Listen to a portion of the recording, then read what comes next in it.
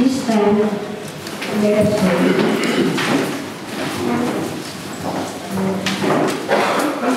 Most gracious Heavenly Father, we thank you for this afternoon as we gather us in your holy presence. Continue to purify our lives in the fullness of your Son Jesus Christ. Clean us with your holy blood and forgive us our sins, that the life of Jesus Christ is living in us. Yes. Bless this activity that the Discipleship 101 as the Holy Spirit reveals in us. Anoint and bless our beloved Pastor Gloria and all your servants who will be used for this activity to share your holy words with us. Help us to know you more in our lives.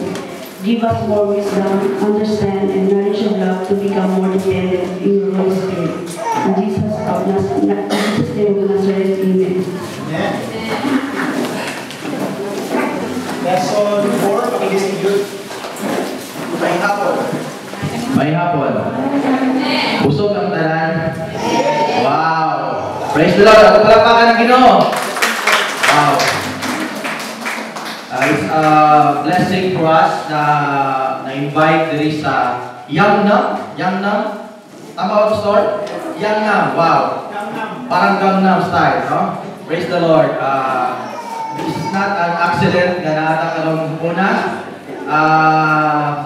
Actually, this is the first time, no? Sa discipleship facilitator na mag-speak outside.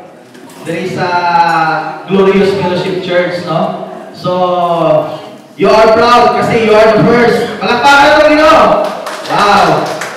And this is the last for the year, no? Pastor, no? Hopefully, last karon na year because we are so busy preparing the Thanksgiving, no? By the way, before I start, I would like to introduce myself, no? Ako si Brother Troy Duroy.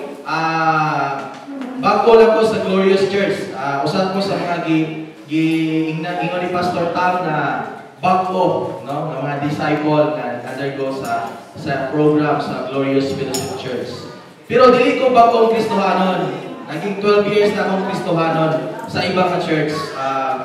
I would like to share a little bit of my story, no, para masabtan sa gamay. Ako sa una is a young leader, no. Dili ko Kristohanon, pero pag-abot ako sa Jensan, dili ko nakadawat o kaluwasan, no. Pero after 10 years sa akong service sa pagiging leader, kung ganina si Kuya Joel, ingon siya ang actor, ako director, no? Director ko tungod ako nagbuot-buot sa ako ang himoon, no?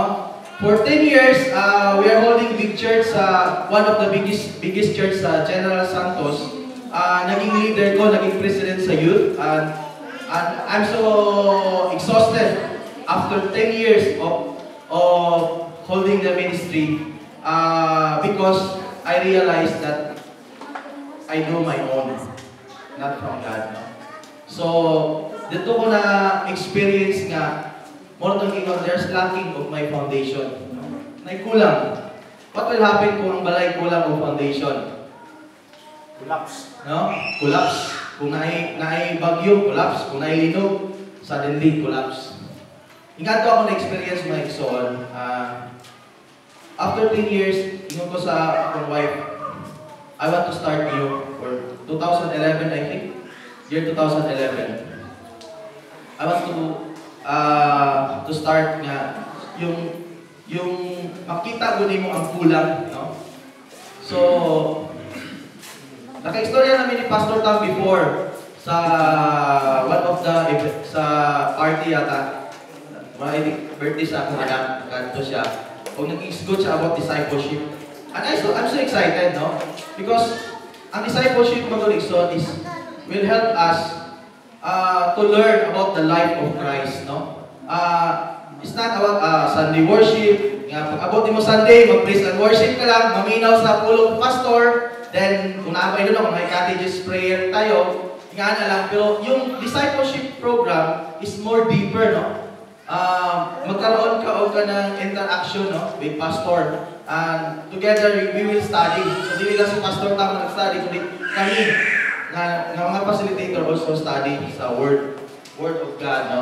So that took my igsoon, nakamata ko, no, for how many years, and I realized that nga gidala ko sa Ginoo sa church na kini is tungod kay nakita niya ang ako ang desire, no?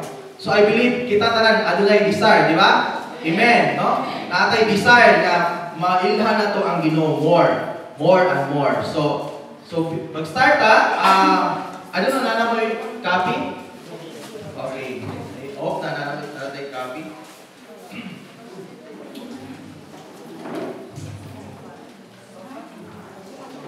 Everyone want to be saved, di ba? Tanan gyud gusto maluwas, no? So, kung kisa dili gusto maluwas, mali ang inyong lugar na niya, no? So, gusto tatanan maluwas, no? Sa una, other worship animals, no? Even karon, no? Kung ato ka sa mga missionary na igsoon, ingon sa share namo nga even sa India, no? Still practicing worship of animals, no? Aduna lang gyapon na karon na igsoon, I don't know, siguro sa ato naala siguro gamay, pero naala gyapon nga mga igsoon na nag-practice kay ngani nga worship, no? Other become excessive religious. So kita na igsoon sa atong mga paligiran ay pa mga grabe ang excessive ng ilang pagkuan, ang ilang pag-practice, no?